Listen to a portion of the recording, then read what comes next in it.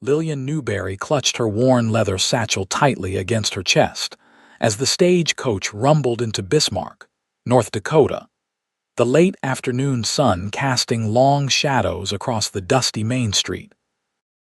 It was 1878, and the promise of a fresh start had lured her west after the devastating news of her parents passing in a fire that had claimed their modest Boston home. The journey had been long, arduous, and far more expensive than she had anticipated, leaving her with precious little of the inheritance her parents had left behind.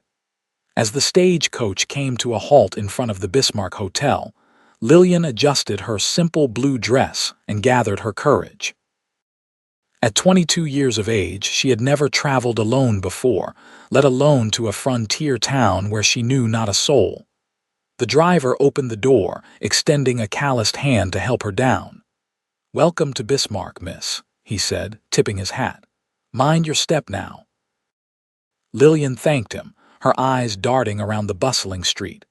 Men in dusty work clothes mingled with occasional women in practical dresses, while horses and wagons traversed the unpaved road. The smell of dust, horse manure, and cooking food hung in the air. "My bags?" she asked timidly. "Right here, miss," the driver said, hauling down her single trunk from the top of the coach. "Where might you be heading? New in town, I reckon?" "Yes," she said, pulling a piece of paper from her pocket. "I'm to meet with a Mr. Wilkinson about a position at the schoolhouse." The driver nodded, pointing down the street. "Town hall's just yonder, third building past the Mercantile. Wilkinson's likely there this time of day." With a grateful nod, Lillian approached a young boy leaning against a hitching post. "Excuse me," she said softly. "Would you be willing to help me with my trunk? I can pay a small fee." The boy, no older than 12, straightened immediately. "Yes'm, 10 cents and I'll take it anywhere in town." After arranging for her trunk to be delivered to the boarding house she'd been told about in her correspondence with Mr. Wilkinson, Lillian made her way toward the town hall. Her steps slowed as she passed the Silver Dollar Saloon, where raucous laughter spilled out onto the street. A man stumbled through the swinging doors, nearly colliding with her. "Pardon me, madam," he slurred, his breath reeking of whiskey. Lillian sidestepped him quickly, clutching her satchel tighter. Boston had its rough areas, but there was something rower about this frontier town that both frightened and exhilarated her. She couldn't help but wonder if she'd made a terrible mistake coming here. The town hall was a relatively impressive structure for a frontier settlement, boasting actual glass windows and a fresh coat of white paint. Inside, she found a surprisingly orderly office where a bespectacled man sat behind a desk, reviewing papers. "Mr. Wilkinson?" she inquired. The man looked up, adjusting his spectacles. "Yes, how may I help you? I'm Lillian Newberry. We've corresponded about the teaching position." Recognition dawned on his face as he stood, extending his hand. "Miss Newberry, we weren't expecting you until tomorrow. Welcome to Bismarck." "The journey was quicker than anticipated," she explained, shaking his hand. "I hope my early arrival isn't an inconvenience." "Not at all, not at all," he assured her, gesturing for her to take a seat. "We're delighted to have you." "Our last teacher, Miss Henderson, left us rather abruptly to marry a cattle baron from Montana," he chuckled. "That seems to be the fate of many of our school teachers, I'm afraid." Lillian smiled politely. "I assure you, Mr. Wilkinson, I've come west to teach, not to find a husband." Of course," he said, though his expression suggested he'd heard such declarations before. "Now, as I mentioned in my letter, the position comes with room and board at Mrs. Farley's boarding house. The schoolhouse is just a short walk from there. The term begins in 2 weeks, which should give you ample time to settle in and prepare your lessons." They discussed the particulars of her employment, her salary, the number of students, 28 children of varying ages, and her responsibilities. By the time they concluded their meeting, the sun was beginning to set. I believe your trunk should have arrived at Mrs. Farley's by now, Mr. Wilkinson said, escorting her to the door. It's just 3 blocks east, the white house with the blue trim and the picket fence. You can't miss it. Lillian thanked him and stepped back onto the street, which was now bathed in golden evening light. She felt a mixture of relief and apprehension. The teaching position seemed promising, but the reality of being alone in this frontier town was beginning to sink in. As she walked toward Mrs. Farley's boarding house, the sound of piano music and boisterous voices from the Silver Dollar Saloon grew louder. Just as she was about to pass it, the doors burst open and 2 men emerged, arguing loudly. "I'm telling you, Sullivan, she's perfect," one man said, his voice carrying in the evening air. "Harper's looking for a new girl. The last one ran off with that gambler from St. Louis." "Doesn't look the type," the other man, presumably Sullivan, replied skeptically. Lillian quickened her pace, keeping her eyes fixed straight ahead. She'd heard stories about the dangers that could befall a woman alone in these frontier towns. "Hey, you there, miss," the first man called out. Lillian hesitated, then stopped, turning reluctantly to face them. Both men were well-dressed compared to the other townspeople she'd seen, sporting fine suits and silk waistcoats that seemed out of place in the dusty street. "Good evening, gentlemen," she said cautiously, her Boston upbringing compelling her to be polite despite her unease. The first man approached, removing his hat to reveal slicked-back dark hair. He offered what he clearly thought was a charming smile. "Good evening, miss. Name's Jasper Raid, and this is my associate, Thomas Sullivan. Couldn't help but notice you're new in town." "I am," Lillian acknowledged, taking a small step back. "If you'll excuse me, I'm expected at my lodgings." "Now, hold on just a minute," Reed said, stepping closer. "We might have an opportunity for a fine-looking woman like yourself, better than whatever brought you to this backwater." Sullivan nodded eagerly. "Harper's musical review is coming through town next week. They're looking for talented ladies to join their show. Pays well, too." "I appreciate the information, but I'm the new school teacher," Lillian replied firmly. "Good evening, gentlemen." She turned to leave, but Reed's hand shot out, gripping her arm. "School teacher, that's no life for a pretty thing like you. Come on, at least meet Harper. He's inside." "Please release me," Lillian said, her heart pounding as she tried to pull away. "Just come have a look," Sullivan insisted, moving to her other side. "No harm in that." "I said no, thank you," Lillian repeated, her voice rising slightly as panic began to set in. Both men were now flanking her, Reed still gripping her arm. "It'll just take a minute," Reed said, his friendly demeanor giving way to something more insistent as he began pulling her toward the saloon. "Harper's putting together quite a show, singing, dancing. Nothing improper, of course. Unhand me this instant," Lillian demanded, struggling against his grip, her satchel clutched protectively to her chest. But Reed and Sullivan were now practically dragging her toward the saloon doors. She said no. The deep, quiet voice cut through the commotion like a knife. Lillian and her unwanted companions turned to see a tall man dismounting from a chestnut stallion. He tied the horse to the hitching post with deliberate movements before turning to face them fully. He wore the practical clothing of a working man, a worn leather vest over a faded blue shirt, sturdy denim pants, and boots that had seen many miles. A revolver hung at his hip, though his hand made no move toward it. His face was partially shadowed by his wide-brimmed hat, but Lillian could make out a strong jaw darkened by stubble. Reed scoffed. "This doesn't concern you, York. We're just offering the lady an opportunity." "Doesn't look like she wants your opportunity," the man, York replied, his voice remaining calm but carrying an undeniable edge of authority. "We work for Harper," Sullivan said defensively. "He's looking for new talent for his show." York stepped closer, his movements measured but purposeful. "And I reckon the lady's already given you her answer." Reed's grip on Lillian's arm tightened. Harper won't be happy if we come back empty-handed. He needs to replace—" "She's not going," York interrupted, reaching out to firmly but carefully extract Lillian from Reed's grasp. He positioned himself slightly in front of her, creating a barrier between her and the two men. "Miss is free to make her own choices, and she's chosen not to go with you." There was a tense moment as Reed and Sullivan seemed to weigh their options. Lillian held her breath, acutely aware of how quickly frontier disagreements could escalate to violence. But something in York's steady gaze must have convinced them to back down. "Harper ain't gonna like this," Reed muttered, straightening his suit jacket with an indignant tug. "Harper can find willing participants," York replied evenly. "Good evening, gentlemen." With final glares, Reed and Sullivan retreated back into the saloon, the doors swinging shut behind them. Lillian released a shaky breath. "Thank you, Mr. York.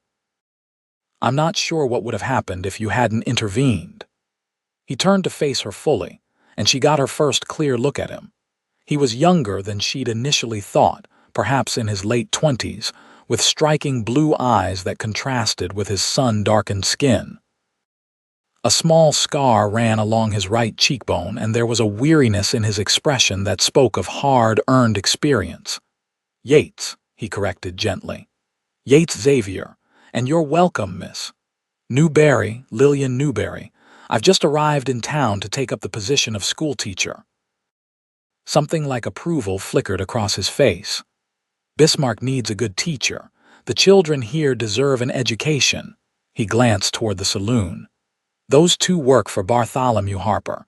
He runs a traveling show, part theater, part music hall. Some of it's respectable enough, but he's got a reputation for pressuring young women into performances that, well, let's just say they aren't suitable for your students to attend." Lillian shuddered. "I see. I appreciate your intervention all the more then. Where were you headed?" he asked, retrieving his horse's reins from the hitching post. "Mrs. Farley's boarding house. Mr. Wilkinson said it's not far." "It's not, but I'd feel better walking you there if you don't mind the company. Reed and Sullivan might try their luck again if they see you alone." Under normal circumstances, Lillian might have hesitated to accept an escort from a stranger, but these were hardly normal circumstances. Besides, there was something reassuringly straightforward about Yates Xavier. "I would appreciate that, Mr. Xavier. Thank you." He nodded, leading his horse alongside them as they began walking east. "What brings you all the way to Bismarck, Miss Newberry? Your accent suggests you're from back east." "Boston," she confirmed. "I needed a change of scenery after my parents passed."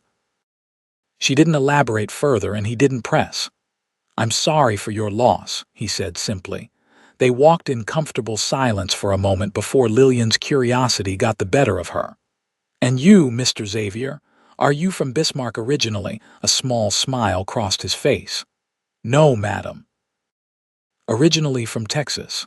Been drifting north for a few years now. I work for the Carter Ranch just outside town, foreman there." "I see. I confess I know very little about ranching." "It's honest work," he said.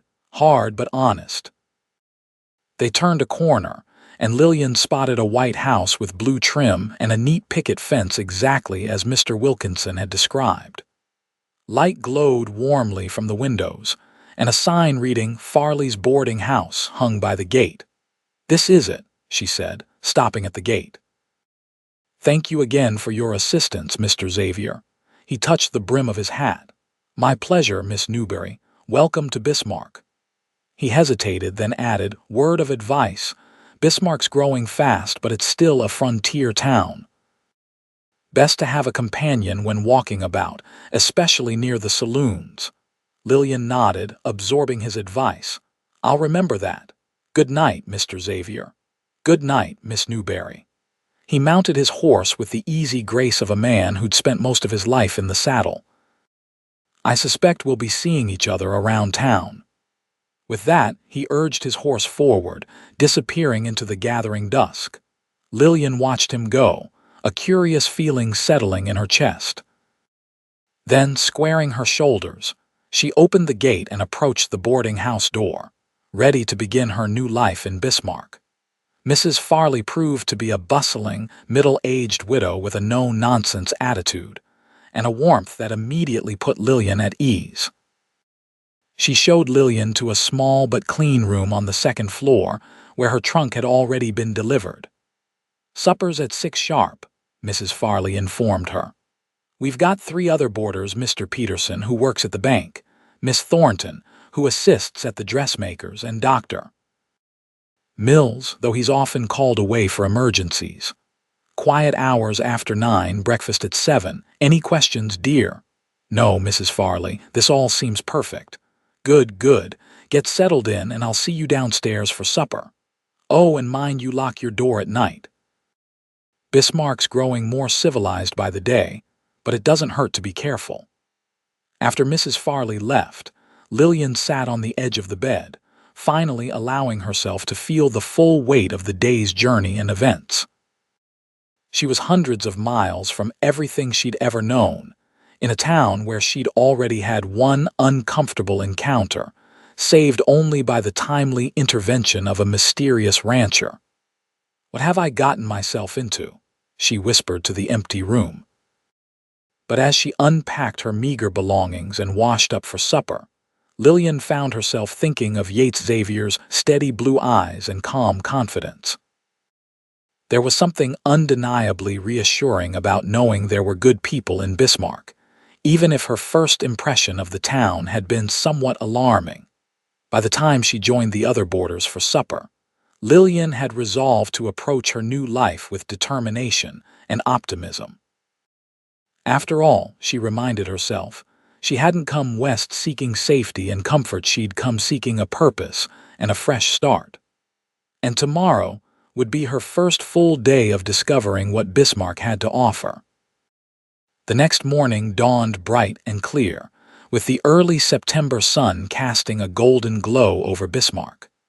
Lillian rose early, eager to explore the town that would be her home for the foreseeable future.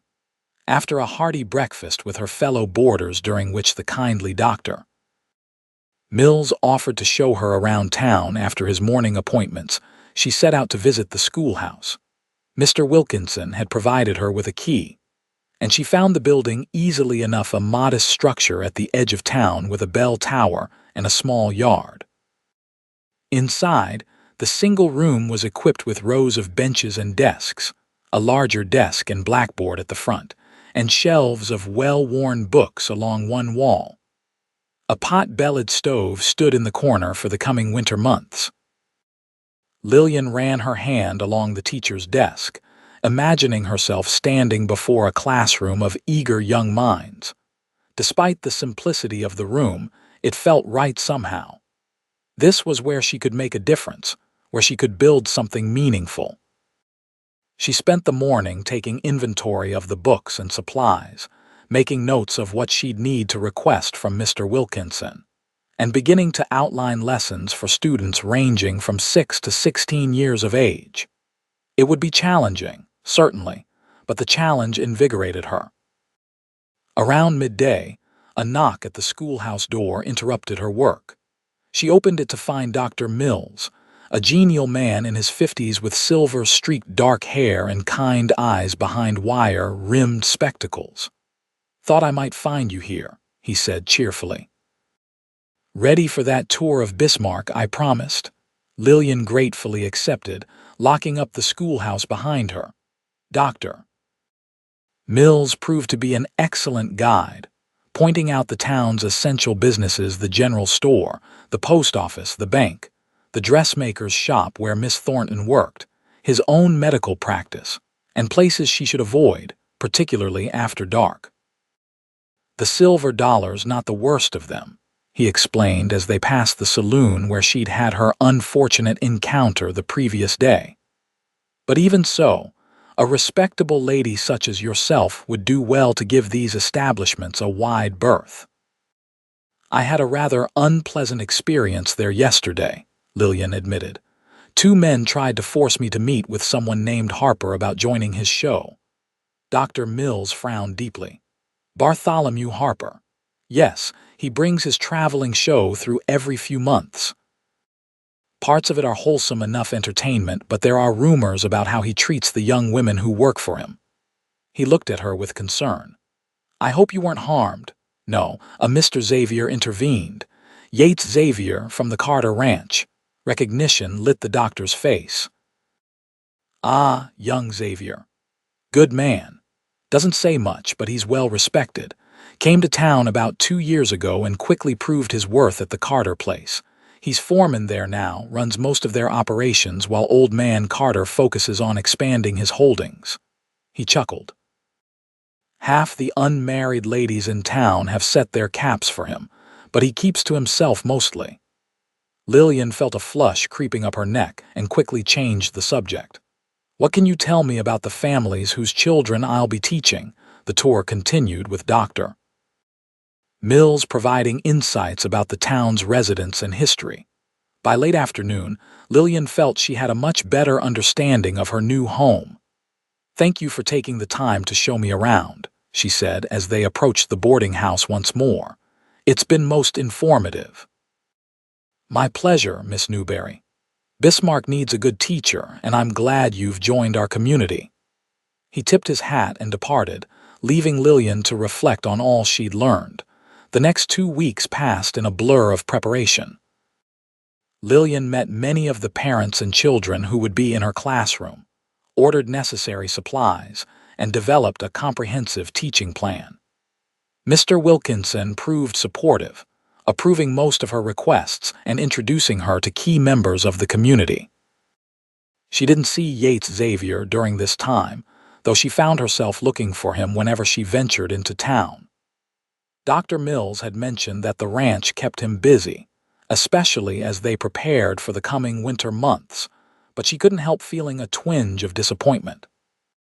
The day before school was to begin, Lillian was at the general store, purchasing last-minute supplies when the bell above the door jingled.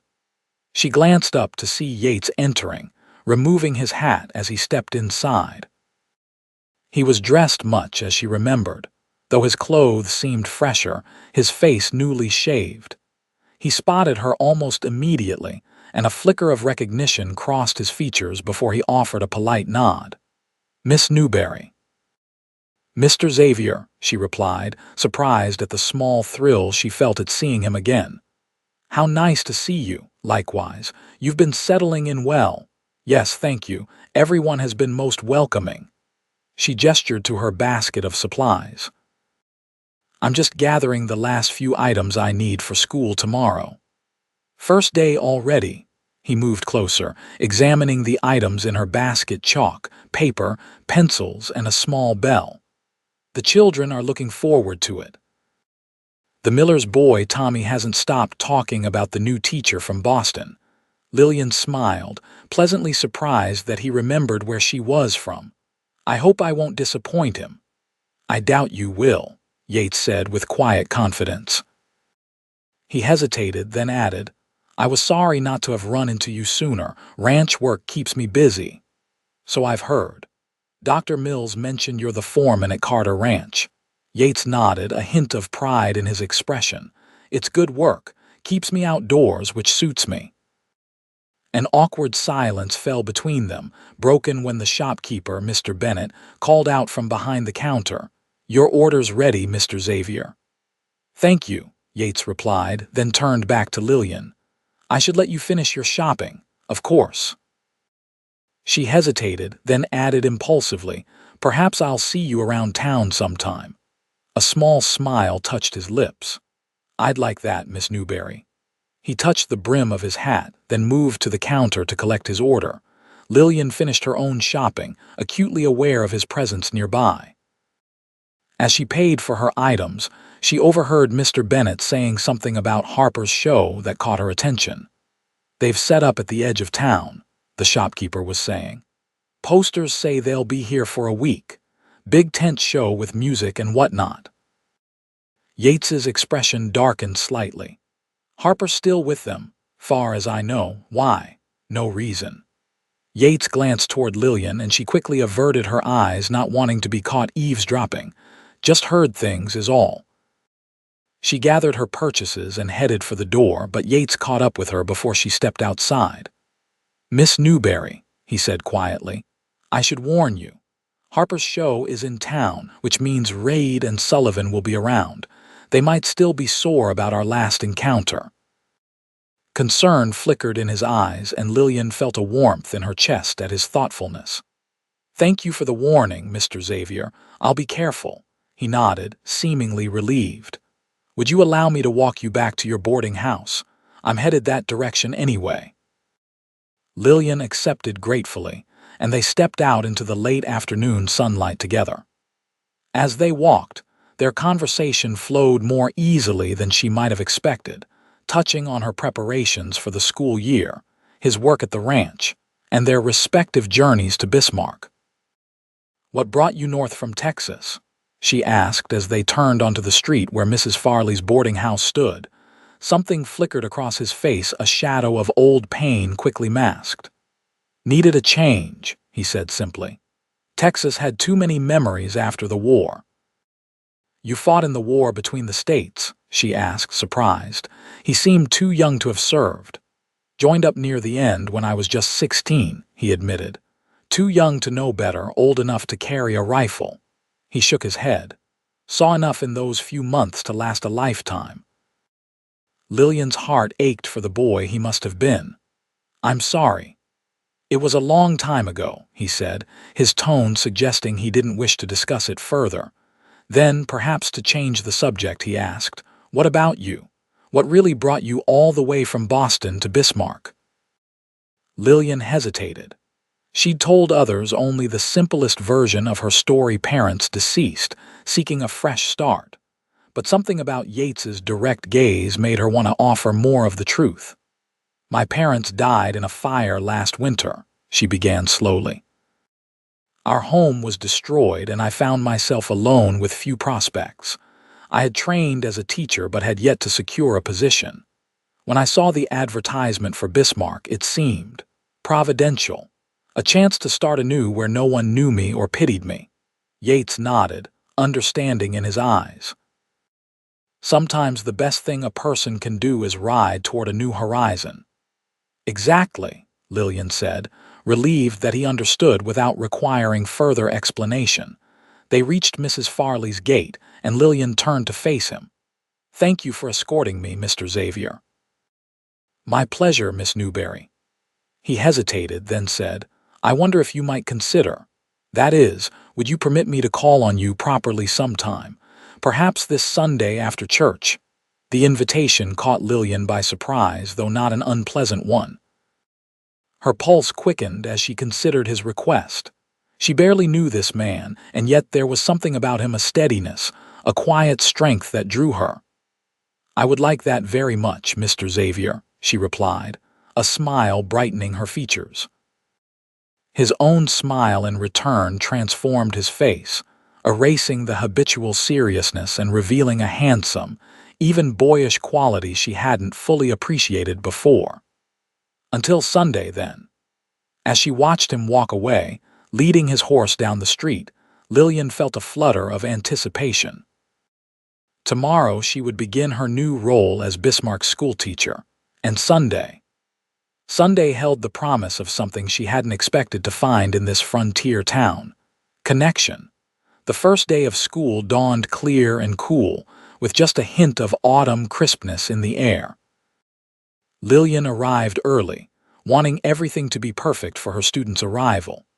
She arranged the desks, wrote the day's lessons on the blackboard, and placed a shiny red apple on her desk, a small touch of home that made her smile.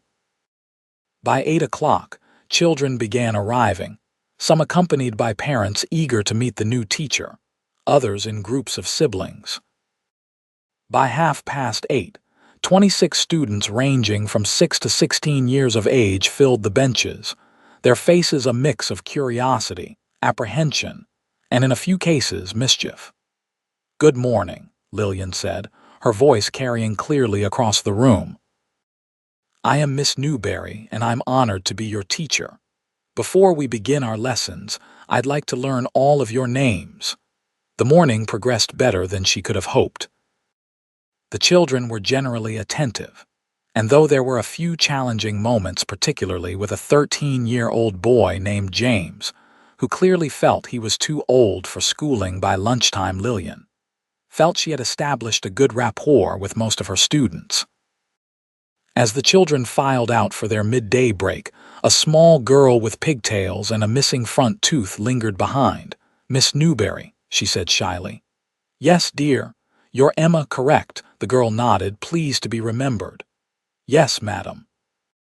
I just wanted to say you're the prettiest teacher we've ever had, and you talk so nice. Are all ladies from Boston as pretty as you?" Lillian laughed softly, touched by the child's artless compliment. "That's very kind of you to say, Emma. And I think there are pretty ladies everywhere, including right here in Bismarck. My pa says Mr. Xavier at the Carter Ranch thinks you're pretty too," Emma continued innocently. "Pa works for Mr. Xavier, and he heard him telling Mr. Carter he met the new school teacher, and she was the most elegant lady he'd ever seen." Heat rose to Lillian's cheeks. "Is that so?" she managed, not knowing quite how to respond to this second-hand compliment. Emma nodded vigorously. "Pa says Mr. Xavier never talks about ladies, so you must be special." "Well," Lillian said, feeling flustered, "you'd better run along and have your lunch now, Emma. We have much more to learn this afternoon." As the girl skipped away, Lillian pressed her cool hands to her warm cheeks, trying to compose herself. The idea that Yates had spoken of her, had found her elegant, caused a flutter in her stomach that was both disconcerting and delightful. The rest of the school day passed in a productive blur, and by the time she dismissed the children at 3 o'clock, Lillian felt a deep satisfaction with her new role. She stayed behind to tidy up and prepare for the next day, finally locking the schoolhouse door as the sun began its descent toward the western horizon. As she walked back toward town, Lillian found herself reflecting on her first impressions of Bismarck. It was rougher than Boston, certainly, with its unpaved streets and frontier attitudes, but there was an energy here, a sense of possibility that she found invigorating. And the people, for the most part, had been welcoming and kind. Her thoughts were interrupted by the sound of raised voices coming from an alleyway between the general store and the barber shop. Instinctively, she slowed her pace, hesitant to pass by whatever confrontation might be occurring. "I told you, I ain't interested." A young woman's voice, distressed and angry. "Harper doesn't take no for an answer, sweetheart." A man's voice, familiar and unwelcome. Raid, Lillian's heart sank. She should walk on, find the sheriff or another man who could intervene, but the young woman's voice sounded so frightened. Gathering her courage, Lillian peered around the corner of the building. Reed and Sullivan had cornered a young woman against the back wall of the general store. She was perhaps 18 or 19, plainly dressed in a worn calico dress, her blonde hair tumbling from what had once been a neat bun. "Please, just let me go," the girl was saying, her voice trembling. "I need to get home. My pa will be looking for me." "Your pa won't mind once he sees how much money you'll be making," Sullivan replied, blocking her attempt to sidestep around them. "Harper pays his girls well." "I don't want to be one of Harper's girls," the young woman retorted, a flash of spirit breaking through her fear. "I've heard about his shows. They're not respectable." Reed reached out, grabbing her arm. "Come on, just meet him. He's expecting you." Without fully considering the consequences, Lillian stepped into the alleyway. "Excuse me," she called out firmly, channeling the authoritative tone she used in her classroom. "Is there a problem here?" All three heads turned toward her. Reed's expression darkened with recognition, while Sullivan looked merely annoyed at the interruption. The young woman's eyes widened with a mixture of surprise and desperate hope. "This doesn't concern you, schoolteacher," Reed said dismissively. "Move along." "I believe it does concern me when I see two grown men harassing a young woman," Lillian replied, moving closer despite the hammering of her heart. "Let her go immediately." "Or what?" Sullivan challenged, taking a step toward Lillian. You'll give us extra homework." Reed laughed, but his grip on the young woman's arm didn't loosen. "You should have learned your lesson the first time, Miss Newberry. This is Harper's business, and Harper gets what he wants in Bismarck." "Not this time," Lillian said, struggling to keep her voice steady. "I suggest you release her before I call for the sheriff." "Sheriff's out of town until tomorrow," Reed informed her with a smirk. "And your cowboy friend isn't around to help you this time." Fear flickered through Lillian, but she stood her ground. "I won't ask again. Let her go." Sullivan stepped closer, forcing Lillian to back up against the wall of the barber shop. "Maybe Harper would be interested in both of you. A school teacher would be a novelty in his show." Lillian's mouth went dry, but she lifted her chin defiantly. "Touch me, and I promise you'll regret it." "Big words from a little lady," Reed mocked, dragging the blonde girl forward. "Sullivan, bring the teacher. Harper's waiting." Sullivan reached for Lillian's arm, but before his fingers could close around it, a large hand clamped down on his shoulder, spinning him around.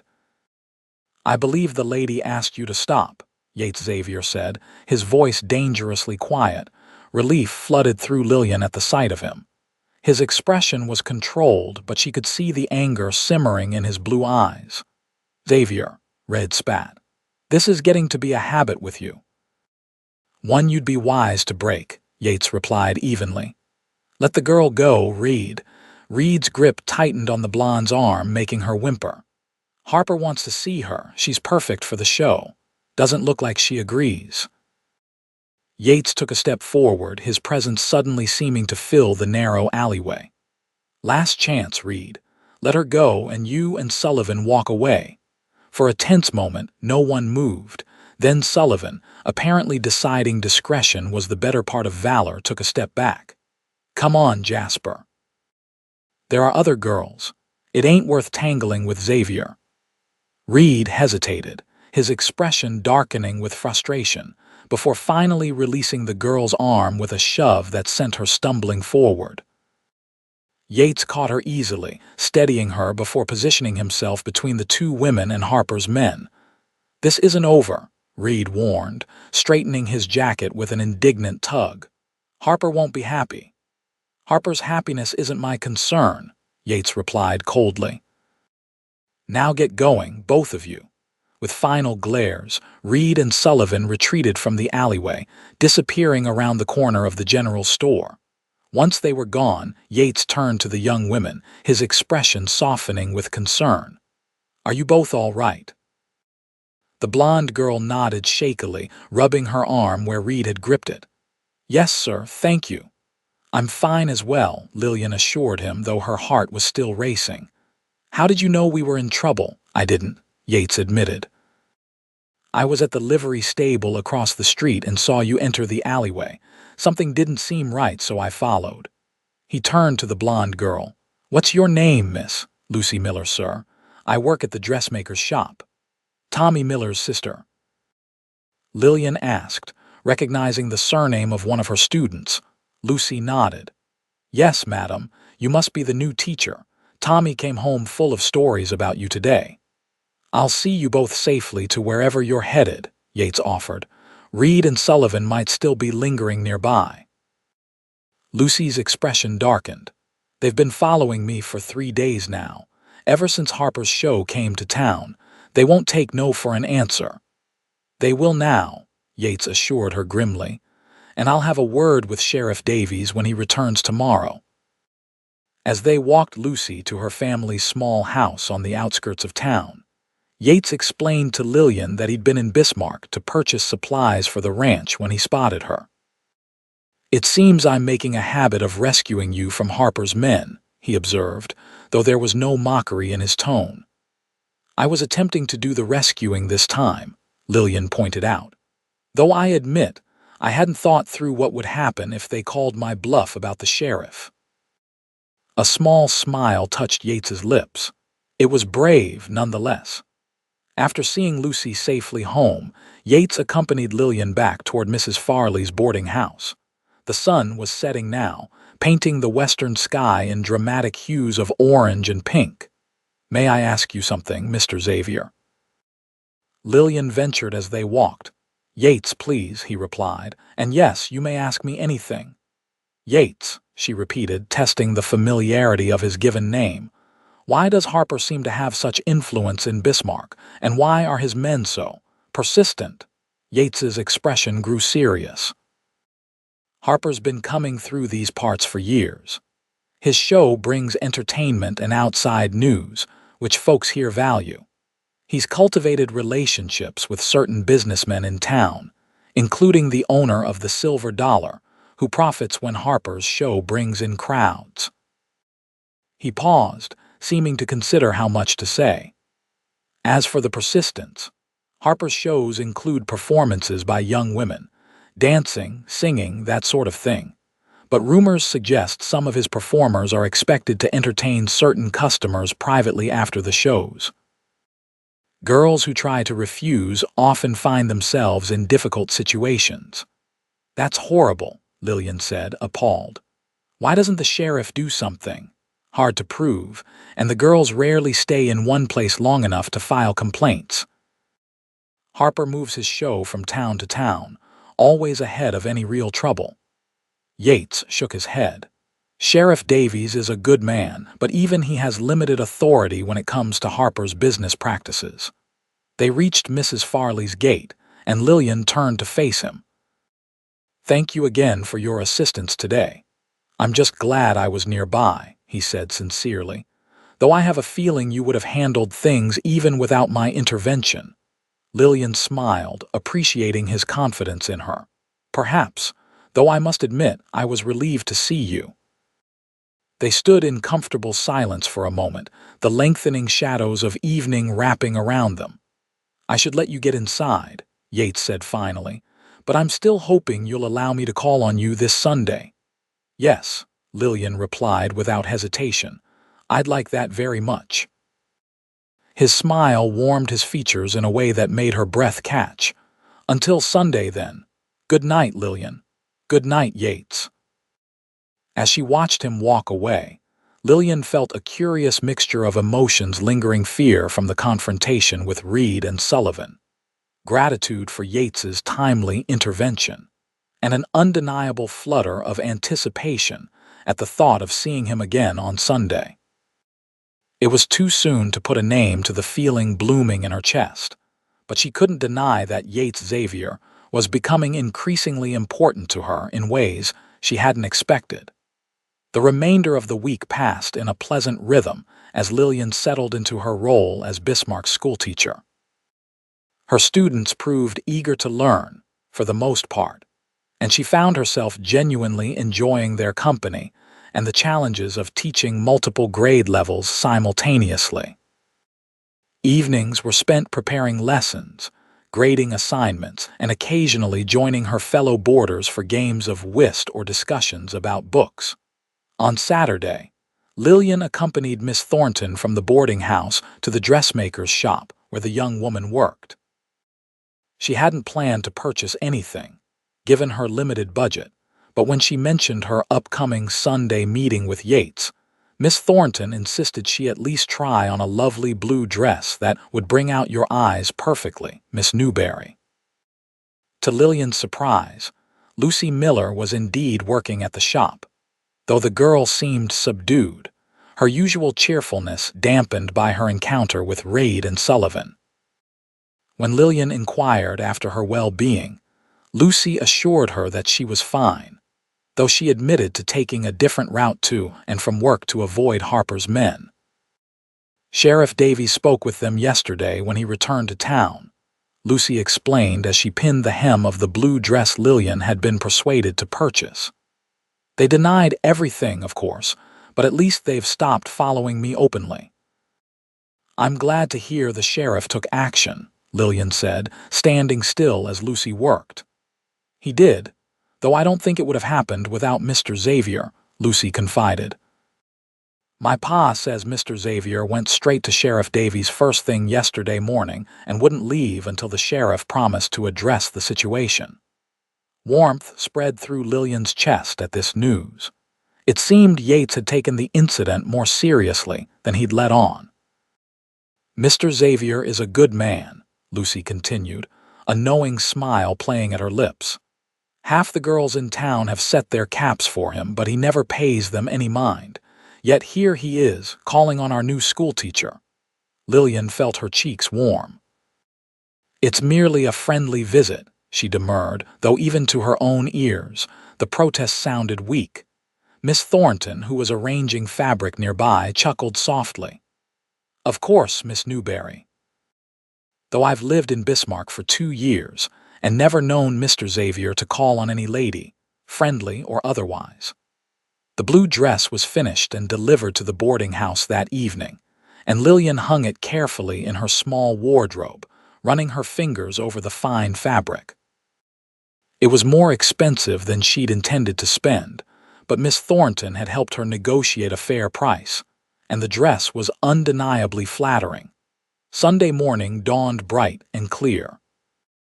Lillian attended the small church near the center of town, where she was formally introduced to the congregation by Reverend Thompson. She noticed Yates sitting toward the back, his tall frame unmistakable even from a distance. He nodded politely when their eyes met, but made no attempt to approach her during the service. After church, Lillian returned to the boarding house to change into her new blue dress, her stomach fluttering with nervous anticipation. Mrs. Farley, who had been informed of Yates's impending visit, prepared coffee and her famous apple tarts in the parlor, assuring Lillian that she would make herself scarce once her guest arrived. Though I'll be in the kitchen if you need me, she added with a wink that made Lillian blush. Precisely at 2 o'clock, a knock sounded at the door. Mrs. Farley answered it, and Lillian heard the landlady's warm greeting and Yates's deep, respectful response. A moment later, Mrs. Farley ushered him into the parlor. Lillian rose from her seat, suddenly conscious of her racing heart. Yates stood in the doorway, hat in hand, looking more polished than she'd seen him before. He wore a clean white shirt under a dark waistcoat, with pressed trousers and boots that had clearly been recently shined.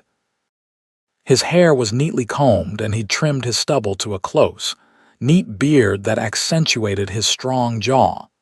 "Miss Newberry," he said, his blue eyes taking in her appearance with evident appreciation. "Thank you for receiving me." "Mr. Xavier," she replied, gesturing to the chair opposite hers. "Please join me." Mrs. Farley bustled about, serving coffee and tarts before excusing herself with another not-so-subtle wink in Lillian's direction. Once they were alone, a brief, awkward silence fell between them. "You look lovely," Yates said finally, his voice soft. "That color suits you."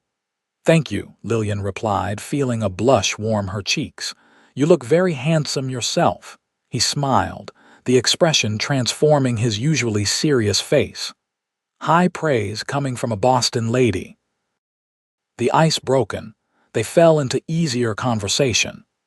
Yates asked about her first week of teaching, listening with genuine interest as she described her students and the challenges of adapting the curriculum to meet their varied needs.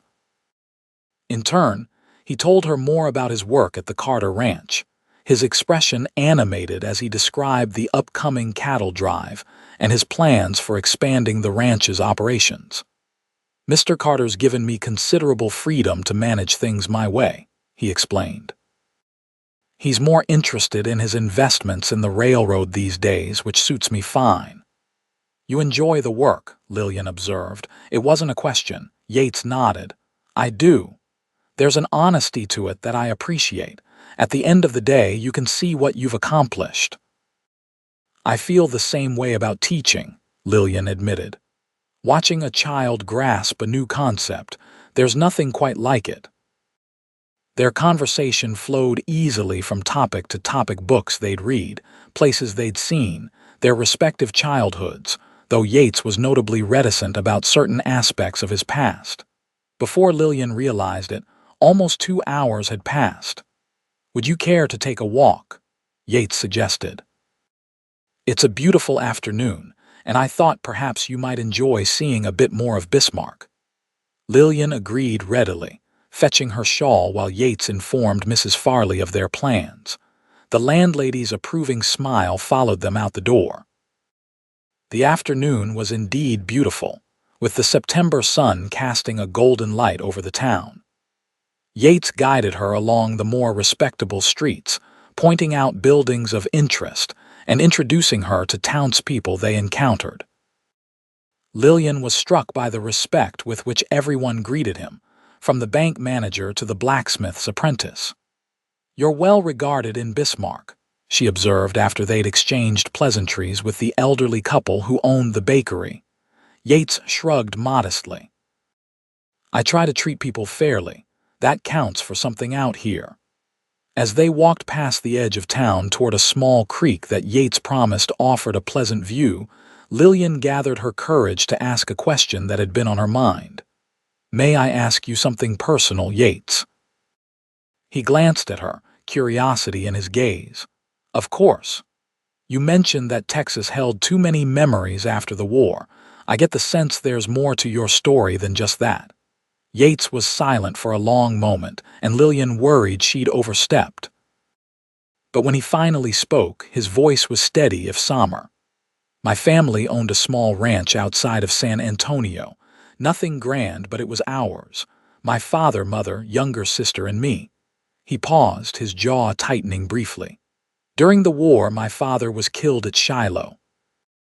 I was 16, old enough to run the ranch with help from our neighbors, but young and foolish enough to think I needed to join up and finish what my father started."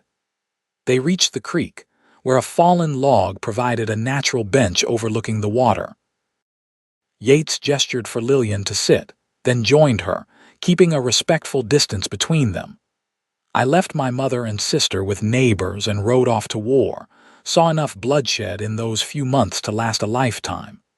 His eyes grew distant with memory. "When I returned home after Appomattox, I found our ranch burned to the ground.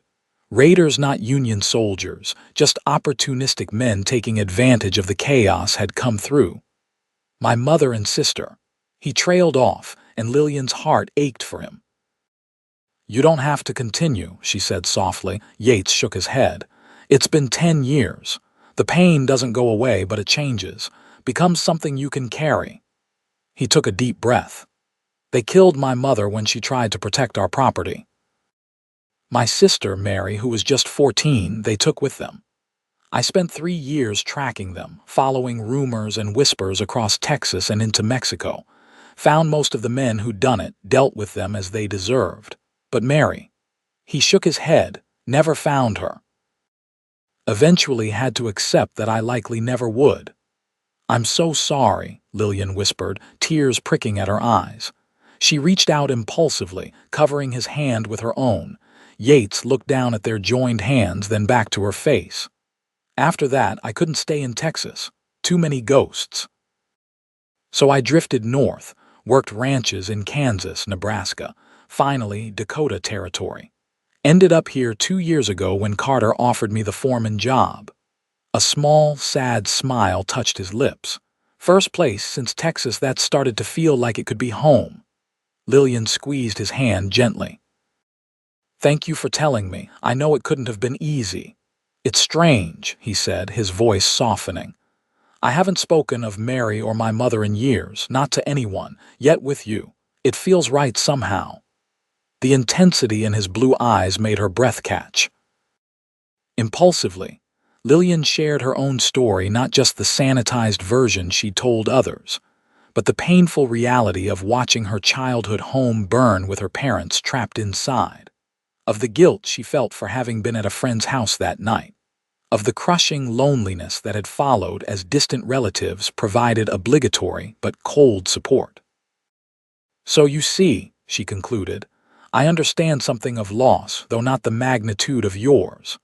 "Loss is loss," Yates said gently. "It's not a competition."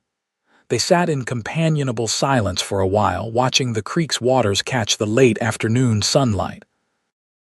Their hands remained joined, a simple connection that somehow felt profound. Finally, Yates spoke again. "I should return you to Mrs. Farley's before she sends out a search party." Lillian smiled, reluctantly withdrawing her hand. Yes, I suppose we should head back. As they walked back toward town, their conversation turned to lighter topics. Yet Lillian felt that something fundamental had shifted between them. The sharing of their painful pasts had forged a connection deeper than mere attraction or shared interests. At the gate of the boarding house, Yates turned to face her. "Thank you for this afternoon, Lillian. I've enjoyed your company more than I can say." "As have I," she replied sincerely. He hesitated, then asked, "Would you allow me to call on you again, perhaps next Sunday?" "I'd like that very much," Lillian said, her heart lightening at the prospect. "Good," Yates said, a smile warming his features. "Until then." He took her hand, pressing a gentle kiss to the back of it that sent a shiver of delight up her arm. "Good evening, Lillian." "Good evening, Yates." As she watched him walk away, Lillian knew with sudden certainty that her decision to come to Bismarck, a decision born of grief and desperate hope for a new beginning, had led her to something, someone, she hadn't known she was seeking. Over the next several weeks, Lillian settled into a pleasant routine in Bismarck. Her days were filled with teaching, a profession that brought her more satisfaction than she'd anticipated. The children responded well to her methods, and even young James, who had initially been so resistant, began to show genuine interest in his studies once Lillian discovered his aptitude for mathematics and challenged him accordingly. Sundays became the highlight of Lillian's week, for that was when Yates would call on her. Sometimes they would walk along the creek or through the more scenic parts of town. Other times, when the weather turned cooler as October progressed, they would sit in Mrs. Farley's parlor, talking for hours about everything and nothing. Occasionally, Yates would bring her small gifts, a book of poetry he'd ordered from St. Louis, wildflowers he'd gathered on his ride into town, or once, a beautiful hair comb carved from buffalo bone by a Sioux craftsman he knew. Tongues wagged, of course. Bismarck was still a small town at heart, and the attention the handsome ranch foreman was paying to the new schoolteacher did not go unnoticed. But the gossip was largely good-natured. Yates was well respected, and Lillian had quickly earned the community's approval through her dedicated teaching and proper behavior. Harper's show remained in town longer than expected, drawing crowds from the surrounding farms and settlements. Lillian carefully avoided the tents set up at the edge of town, and thankfully, Reed and Sullivan seemed to have given up their pursuit of her and Lucy Miller. Sheriff Davies maintained a watchful presence whenever the show was performing, which perhaps explained the men's newfound restraint. One crisp Sunday in late October, Yates arrived at Mrs. Farley's boarding house with an unexpected proposal. "I thought we might ride out to the ranch today," he suggested. "If you're amenable.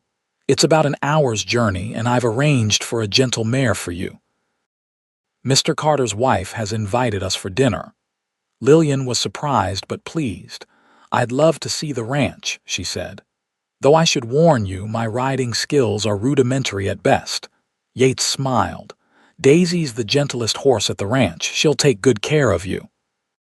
After changing into her most practical dress and sturdiest boots, Lillian joined Yates outside, where he waited with two horses, his own chestnut stallion and a placid-looking bay mare that regarded Lillian with gentle brown eyes.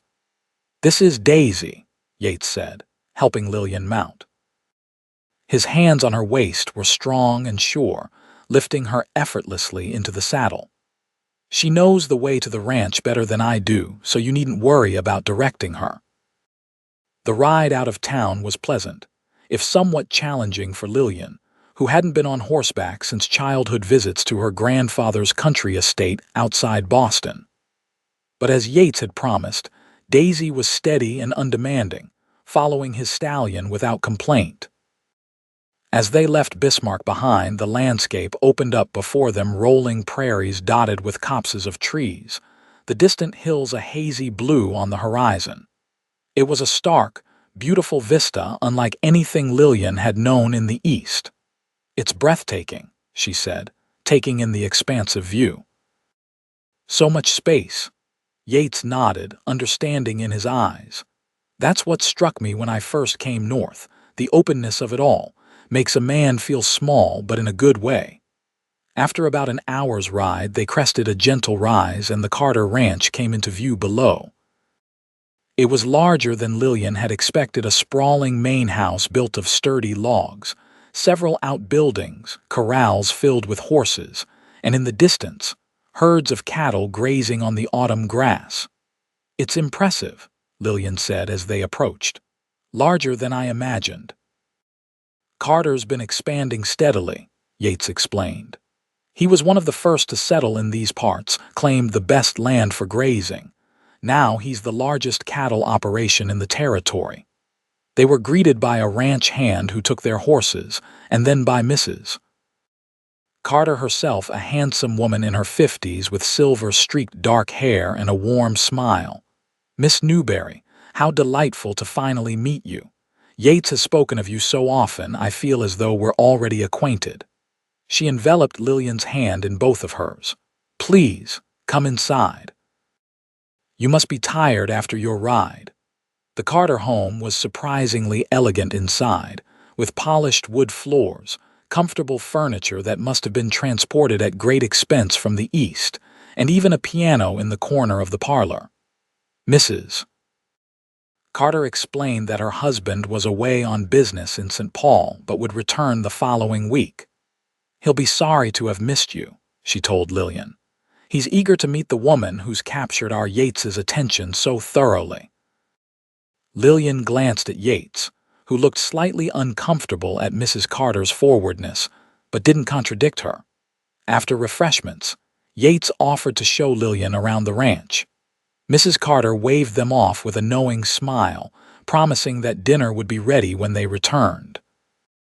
The tour was fascinating. Yates showed her the barn with its fresh-smelling hay and carefully organized tack, the blacksmith's workshop where a burly man named Peterson was shoeing a horse, the bunkhouse where the ranch hands lived, and finally, a small cabin set apart from the other buildings. "This is where I live," Yates said, a touch of pride in his voice as he opened the door for her. The cabin was simple but comfortable, a main room with a stone fireplace, a sturdy table and chairs, bookshelves lined with more volumes than Lillian had expected, and through a partially open door, she glimpsed a bedroom with a large bed covered in a colorful quilt. "It's lovely," Lillian said, genuinely impressed. "You've made it a real home." Yates smiled, pleased by her approval.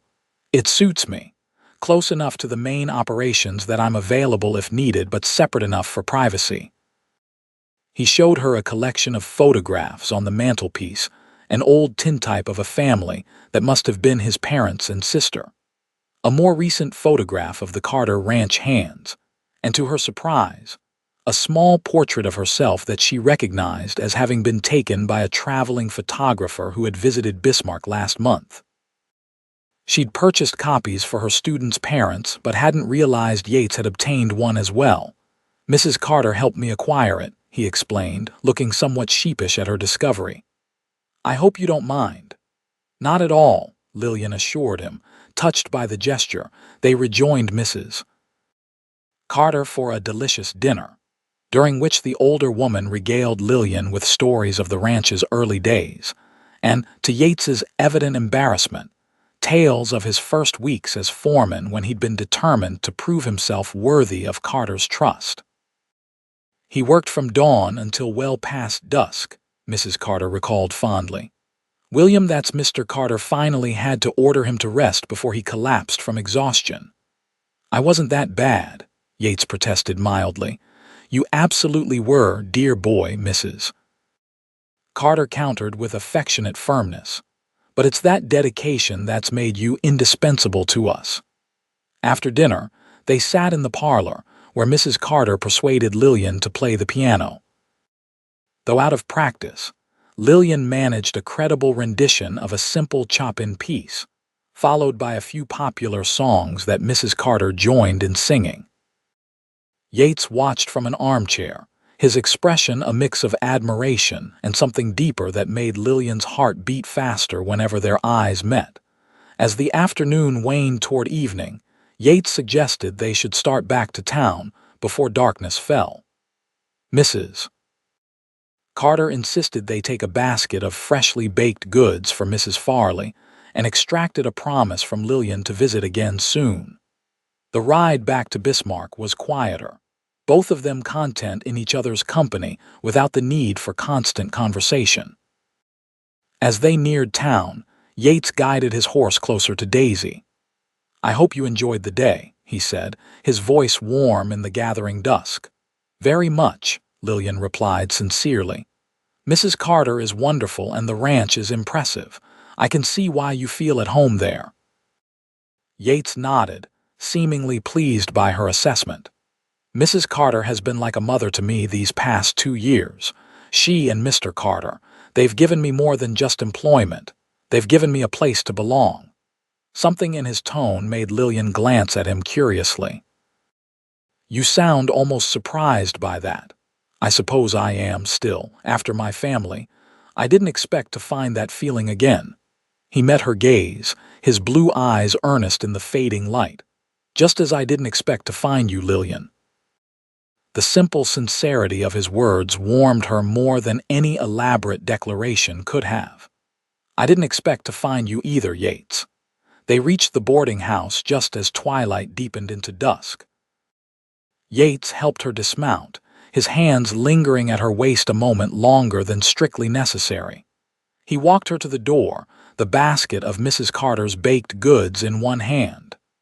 "Thank you for today," Lillian said softly as they reached the porch. Yates set the basket down on the railing, then turned to face her fully. "Lillian," he began, his voice low and serious, "these past weeks, getting to know you, they've been the happiest I can remember in a very long time." Lillian's breath caught at the intensity in his gaze. "They've been wonderful for me as well," she admitted. "I'm not a man of fancy words or grand gestures," Yates continued, "but I want you to know that my feelings for you are profound, more than I thought possible." Heart racing, Lillian took a small step closer to him. "Yates." Slowly, giving her every opportunity to withdraw, he raised a hand to gently cup her cheek. "May I?" he whispered. In answer, Lillian tilted her face up to his. Their lips met in a kiss that began softly, almost reverently, before deepening into something more passionate. His arms encircled her waist, drawing her closer, while her hands found their way to his shoulders, steadying herself as the world seemed to tilt around her. When they finally separated, both slightly breathless, Yates rested his forehead against hers. "I've been wanting to do that for weeks," he confessed, a smile in his voice. "I'm glad you finally did," Lillian replied, her own voice barely above a whisper. The sound of the door opening behind them caused them to step apart quickly. Mrs. Farley stood in the doorway, her expression a mix of amusement and feigned disapproval. "It's getting dark, Miss Newberry," she said pointedly. "Perhaps it's time to say good night to Mr. Xavier." "Yes, Mrs. Farley," Lillian replied, feeling her cheeks warm. "Just a moment more, please." With a knowing hum, Mrs. Farley retreated inside, though she left the door conspicuously ajar. Yates chuckled softly. "I should go before I damage your reputation beyond repair." "Will I see you next Sunday?" Lillian asked, reluctant to end their time together. "Sooner than that, I hope," Yates replied. "I need to come into town on Wednesday for supplies. Perhaps you join me for supper at the hotel restaurant." "I'd love to," Lillian said, her heart light with happiness. With a final, brief kiss mindful of the open door, Yates bid her good night and returned to the horses. Lillian watched him ride away, her fingers unconsciously touching her lips where she could still feel the warmth of his kiss. Inside, Mrs. Farley was waiting, her eyes twinkling with barely suppressed delight. "Had a nice day, did we?" "Lovely," Lillian replied, unable to keep the smile from her face. "I thought it might be," Mrs. Farley said, accepting the basket of baked goods with approval. That man looks at you like you've hung the moon and stars, Miss Newberry. Mark my words, we'll be hearing wedding bells before too long. Lillian demurred, unwilling to voice the hope that had taken root in her heart. But as she prepared for bed that night, she couldn't help but think that perhaps Mrs. Farley wasn't entirely wrong in her prediction. Wednesday couldn't come soon enough for Lillian. The days between Sunday and her planned dinner with Yates seemed to crawl by, despite being filled with her usual teaching duties. Her students noticed her distraction, particularly the older girls, who giggled behind their hands whenever Lillian caught herself daydreaming in the middle of a lesson. Miss Newberry's sweet on Mr. Xavier. She overheard 14-year-old Catherine Peterson whispering to her friend during the lunch break on Tuesday. My ma says they'll be engaged before Christmas. Lillian pretended not to hear, but the girl's words sent a thrill through her nonetheless. Was it too soon to be thinking of engagement, of marriage? They'd known each other barely 2 months. Yet in that time, Yates had become central to her life in a way that seemed both surprising and inevitable. Wednesday afternoon finally arrived, and Lillian dismissed her students with perhaps a bit more haste than usual. She hurried back to the boarding house to change into her best dress, the blue one she'd worn for Yates's first Sunday visit, which she now thought of as his dress, Mrs. Farley helped her style her hair, twisting the dark locks into an elegant arrangement that was more sophisticated than Lillian's usual simple bun. There, the landlady said with satisfaction, stepping back to admire her work. You look beautiful, my dear. Thank you, Lillian replied, studying her reflection in the small mirror above her bureau. The woman who looked back at her seemed different from the one who had arrived in Bismarck 2 months ago, more confident, happier, her eyes brighter with anticipation rather than shadowed by grief. At precisely 6 o'clock, a knock sounded at the door. Lillian descended the stairs, her heart fluttering with anticipation. Mrs. Farley opened the door to reveal Yates, dressed in his best clothes, a small bouquet of late-blooming wildflowers in his hand. Good evening, Mrs. Farley, he said politely before his gaze found Lillian on the stairs. His expression softened, a smile lighting his features. Lillian, you look beautiful. Thank you, she replied, accepting the flowers as she reached the bottom of the stairs. These are lovely.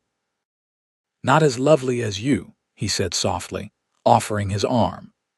Shall we? The Bismarck Hotel restaurant was the finest establishment in town, with white tablecloths, polished silverware, and a small piano in the corner where a somewhat ragged-looking musician played soft melodies. Yates had reserved a table near the window, away from the other diners, affording them a measure of privacy. As they enjoyed their meal, surprisingly good steaks with potatoes and fresh vegetables, from the hotel's garden, Lillian found herself studying Yates's face in the warm lamplight. The strong jaw, the expressive blue eyes, the small scar along his cheekbone that he'd told her came from a fall from a horse when he was 12. It was a face she'd come to know well over the past months, yet one she never tired of looking at. What are you thinking?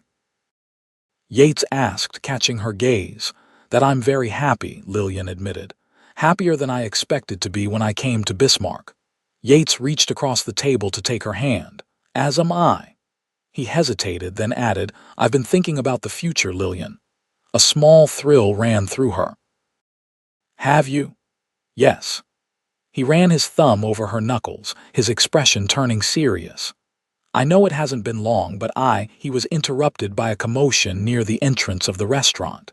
Heads turned as raised voices broke through the murmur of polite dinner conversation. I said I want to speak to her now. Lillian recognized the voice with a sinking feeling. Raid. She turned to see him standing at the maitre d's podium, his face flushed with anger or alcohol, possibly both. Sullivan stood behind him, looking uncomfortable. Sir, please lower your voice, the maitre d' was saying. This is a respectable establishment. I don't care, Reed pushed past the man, his gaze sweeping the dining room until it landed on Lillian. There she is, the high and mighty schoolteacher. Yates was on his feet immediately, positioning himself between Lillian and the advancing Reed. "That's far enough, Reed," he said, his voice cold. "You're disrupting these people's dinner." Reed sneered. "Of course you're here too, Xavier, always around to protect your precious schoolteacher." He swayed slightly, confirming Lillian's suspicion that he'd been drinking. "Well, you both need to hear this." "We're not interested in anything you have to say," Yates replied evenly. "Leave now before I'm forced to remove you." Reed's face darkened. "You think you're so much better than the rest of us, don't you? Both of you, but you should know what your interference has cost." Sullivan stepped forward, placing a restraining hand on Reed's shoulder. "Jasper, let's go. This isn't the place." Reed shook him off. "Harper fired us," he spat. "Because we couldn't deliver what he wanted. Said we were drawing too much attention, especially after that business with the Miller girl." He jabbed a finger at Lillian. "That's your fault, both of you." "I'd say Harper made a wise decision," Yates replied calmly. "Now, I suggest you leave before Sheriff Davies is called." Two of the hotel staff were already moving toward them, their expressions determined.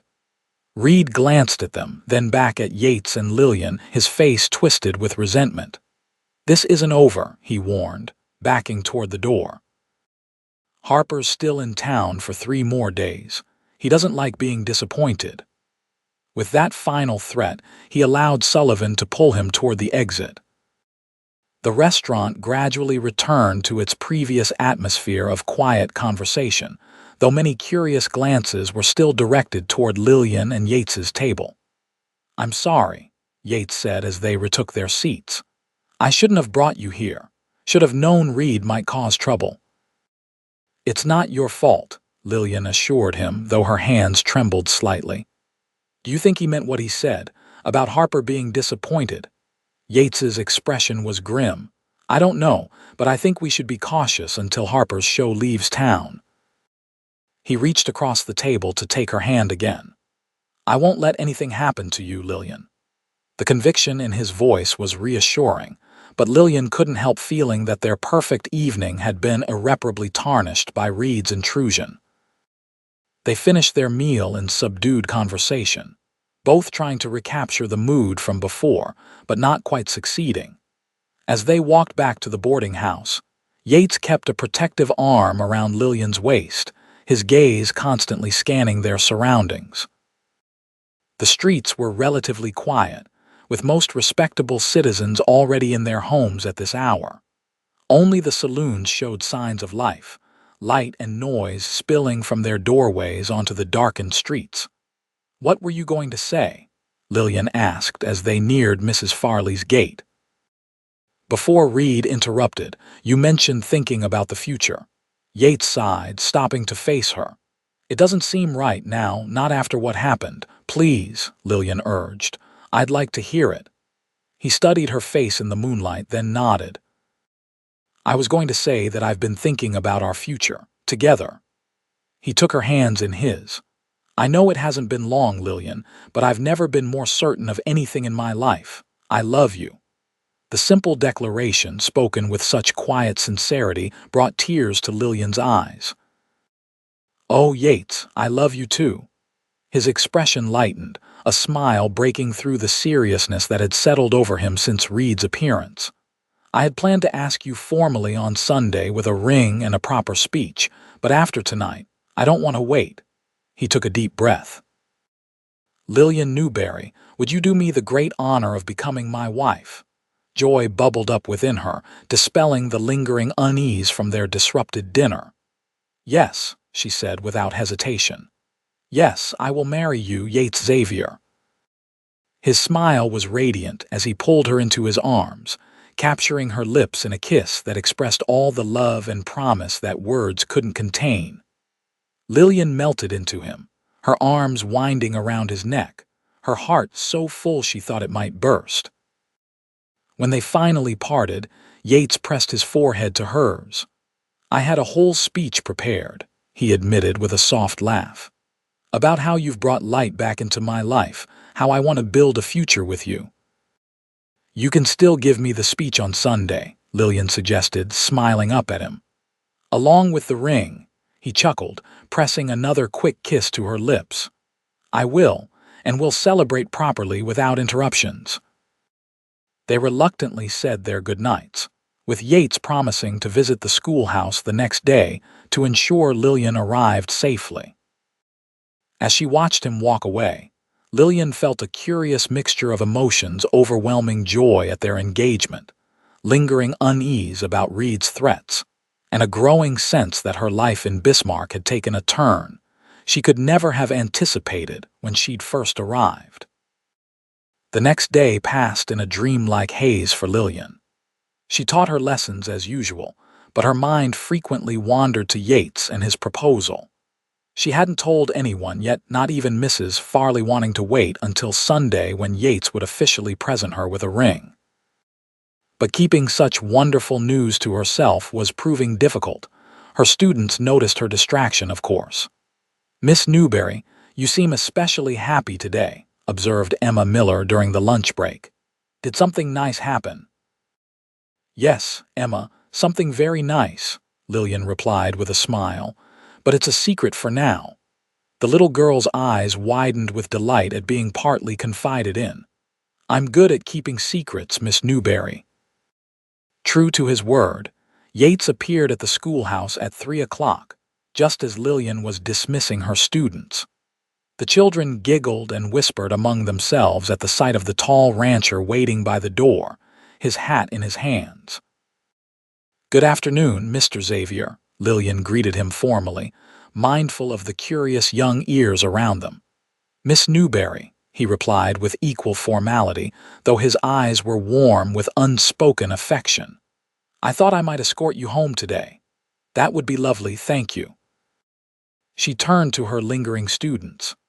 Off you go now, children. Remember to complete your arithmetic exercises for tomorrow. As the last child scampered away, Yates stepped into the schoolhouse, closing the door behind him. Immediately, his formal demeanor melted away, replaced by the warm smile he reserved just for her. Hello, he said softly, crossing the room to take her hands in his. Hello, Lillian replied, her own smile blooming. I missed you, Yates admitted, pressing a gentle kiss to her forehead. I hardly slept last night, thinking about our future together. I didn't sleep much either, Lillian confessed. It all feels like a wonderful dream. They walked back to the boarding house hand in hand, discussing preliminary plans for their future.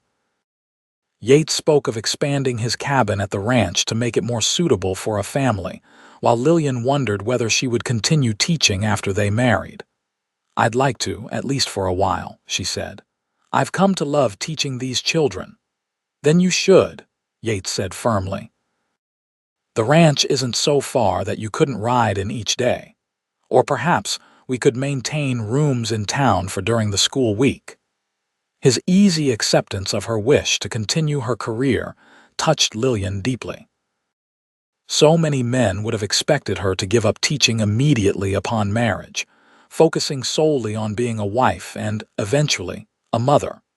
At the boarding house gate, Yates kissed her goodbye, promising to see her in church on Sunday. And afterward, he added with a meaningful smile, I'll properly ask for your hand with the ring and the speech I had planned. Lillian watched him go, her heart full of plans and possibilities for their future together. Friday passed uneventfully, as did Saturday morning. In the afternoon, Lillian decided to visit the general store to purchase some new hair ribbons for Sunday, wanting to look her best for Yates's formal proposal. The streets were busy with weekend shoppers, and she nodded politely to several parents of her students as she made her way to the store. As she was examining a display of ribbons, the bell above the door jingled, and a man entered whom Lillian had never seen before. He was tall and well-dressed in an expensively tailored suit, with a gold watch chain draped across his waistcoat and a silk cravat at his throat. His hair was silver at the temples, giving him a distinguished appearance, though something in his cold gray eyes made Lillian instinctively wary. The shopkeeper, Mr. Bennet, straightened immediately. "Mr. Harper," he said, confirming Lillian's sudden suspicion. "What can I do for you today?" "Just some tobacco for my pipe, Bennet," the man replied in a cultured voice that seemed at odds with his predatory gaze. As Mr. Bennet turned to retrieve the tobacco, Harper's eyes swept the store, landing on Lillian with an intensity that made her uncomfortable. She turned away, focusing on the ribbons, but she could feel his gaze still upon her.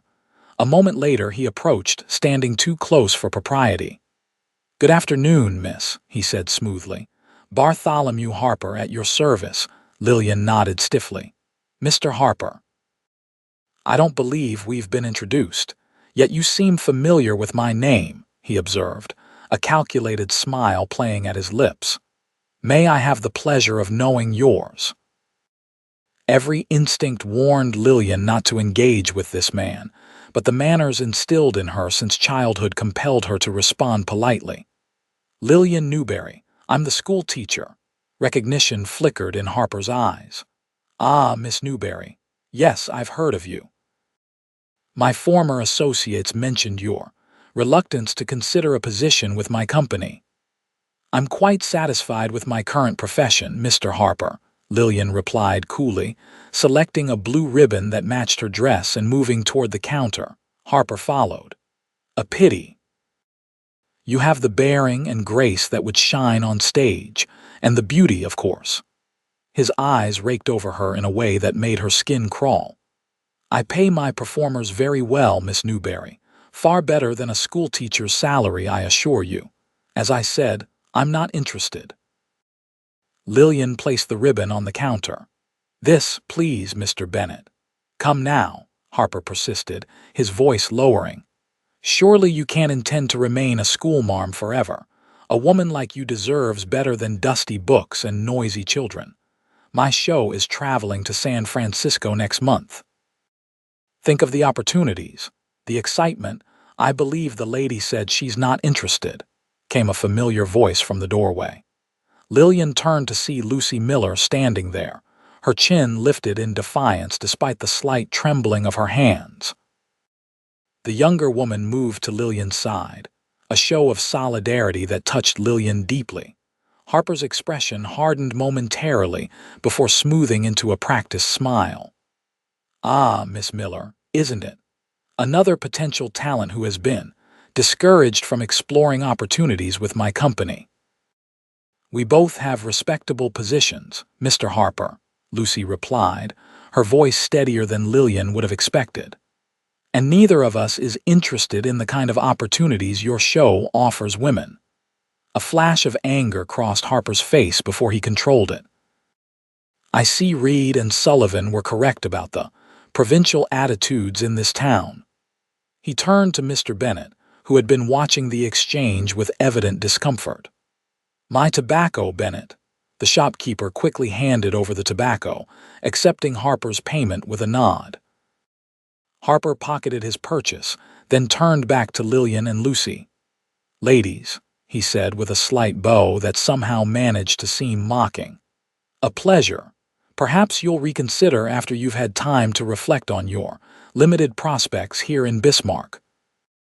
With that, he exited the store, the bell jangling harshly in his wake. Lillian released a breath she hadn't realized she was holding. "Thank you, Lucy," she said sincerely. "That was very brave of you." Lucy shrugged, though her hands still trembled slightly. "After what you did for me, standing up to Reed and Sullivan. Well, I couldn't let you face Harper alone." They completed their purchases and left the store together, Lucy insisting on walking Lillian back to the boarding house. "Harper's show leaves on Monday," the younger woman said as they walked. "Once he's gone, Reed and Sullivan will likely move on as well. They've been drowning their sorrows at the Silver Dollar since they were fired." "I'll be glad when they're all gone," Lillian admitted. "Though I can't help feeling sorry for the women in Harper's show." Lucy nodded soberly. "My cousin worked for a similar show last year, the stories she told." She shuddered. It's not a life any respectable woman would choose willingly. They parted at Mrs. Farley's gate with promises to see each other at church the next day. As Lillian entered the boarding house, she couldn't shake a feeling of unease. Something about Harper's parting words had felt almost like a threat. Sunday morning dawned bright and clear, a perfect late October day. Lillian dressed with special care in her blue dress, weaving the new ribbon into her dark hair. Today, Yates would officially ask for her hand, would place a ring on her finger, and they would announce their engagement to the community. The thought filled her with such happiness that she nearly forgot her unsettling encounter with Harper the day before. Nearly, but not quite. As she walked to church with Mrs. Farley and the other boarders, Lillian found herself scanning the street nervously, half expecting to see Harper or his former associates lurking nearby. But the only people visible were other churchgoers, nodding politely as they passed. The service was uplifting, with Reverend Thompson delivering a sermon on hope and new beginnings that seemed particularly appropriate given Lillian's circumstances. She sat with Mrs. Farley near the front, while Yates, as was his custom, sat toward the back. Though she didn't turn to look at him, Lillian was acutely aware of his presence. After the service, as the congregation filed out into the churchyard, Lillian finally caught sight of Yates making his way toward her. He looked particularly handsome in his Sunday best, his blue eyes bright with anticipation as they met hers across the crowd. But before he could reach her, Lillian felt a hand close around her upper arm. She turned, startled, to find Reed standing beside her, his expression grim. "Miss Newberry," he said, his voice low. "I need to speak with you now." "Mr. Reed, please let go of me," Lillian said firmly, trying to pull away without causing a scene in the churchyard. "I have nothing to say to you." His grip tightened. "It's about Harper. Is there a problem here?" Yates had reached them, his expression darkening as he took in Reed's hand on Lillian's arm. Reed glanced between them, then released Lillian with obvious reluctance. "I need to talk to Miss Newberry. It's important." "Anything you have to say to her can be said in my presence," Yates replied coldly. Reed hesitated, then nodded shortly. "Fine, but not here." He gestured toward a quieter corner of the churchyard, away from the milling congregants. Lillian exchanged a glance with Yates, who gave a slight nod. Together, they followed Reed to the indicated spot, Yates keeping a protective hand at the small of Lillian's back. Once they were relatively private, Reed turned to face them, his expression strangely urgent. "Harper's planning something bad. What are you talking about?" Yates demanded. "After you cost us our jobs," Reed said, a flash of resentment crossing his face. Harper was furious. He's not a man who takes disappointment well, and when he saw Miss Newberry in the general store yesterday. A chill ran down Lillian's spine. "How do you know about that?" "Sullivan and I were across the street, saw you go in, then Harper followed." Reed ran a hand through his hair, looking genuinely troubled. "After he came out, he found us. Said he had a job for us, one last chance to prove ourselves useful before the show leaves town." "What kind of job?" Yates asked, his voice dangerously quiet. Reed looked at Lillian, his expression grim. "He wants us to take you to him. Tonight.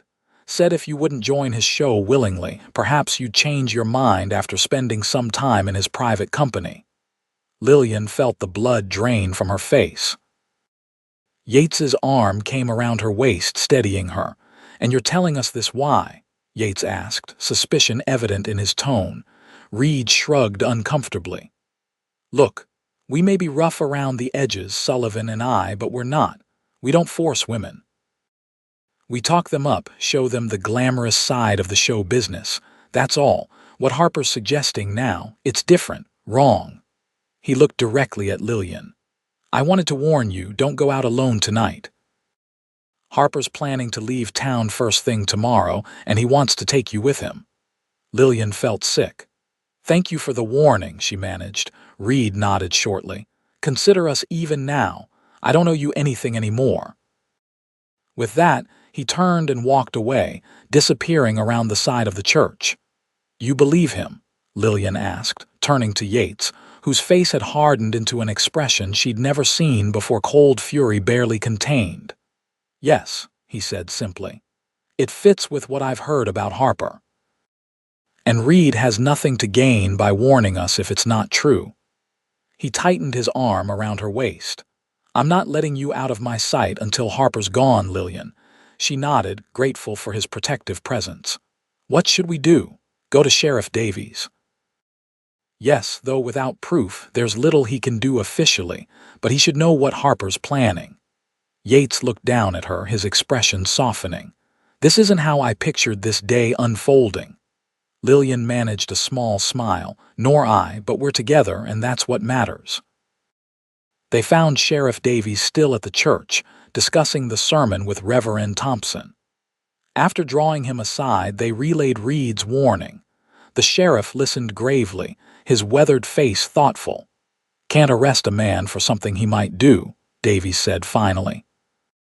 "But I'll keep an eye on Harper and his people until they leave town."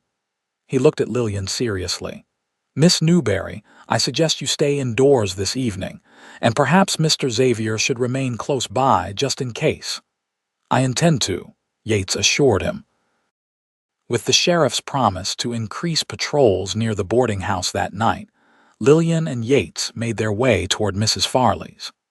The joyful mood they'd anticipated for this day had been thoroughly dampened, replaced by a wary vigilance that left little room for celebration. At the boarding house gate, Yates turned to Lillian. "I should speak with Mrs. Farley, explain the situation so she can be alert." "Of course," Lillian agreed, "though I hate to worry her, Mrs." Farley took the news with surprising composure, her initial alarm quickly giving way to practical determination. "Well, he won't be taking one of my boarders without a fight," she declared, brandishing a rolling pin with alarming enthusiasm.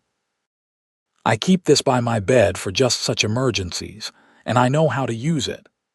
Despite the gravity of the situation, Lillian couldn't help smiling at the landlady's fierce protectiveness. "I'll stay nearby tonight," Yates told Mrs. Farley. "With your permission, perhaps on your porch or in the parlor."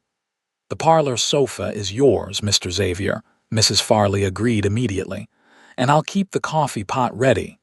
"With the immediate arrangements made, Mrs." Farley tactfully withdrew to the kitchen, leaving Lillian and Yates alone in the parlor. "I'm sorry about all this," Lillian said softly. "Our special day." Yates took her hands in his. "We still have this moment," he said, his eyes warm as they met hers. "And I still have something for you." Reaching into his pocket, he withdrew a small velvet box. Lillian's breath caught as he opened it to reveal a delicate gold ring set with a small but perfect diamond that caught the afternoon light streaming through the parlor window. "It's beautiful," she whispered. Yates removed the ring from its box. "It was my mother's," he explained. "One of the few things I managed to recover after everything. I've carried it with me all these years, never imagining I'd find someone I wanted to give it to." He looked into her eyes, his own filled with emotion.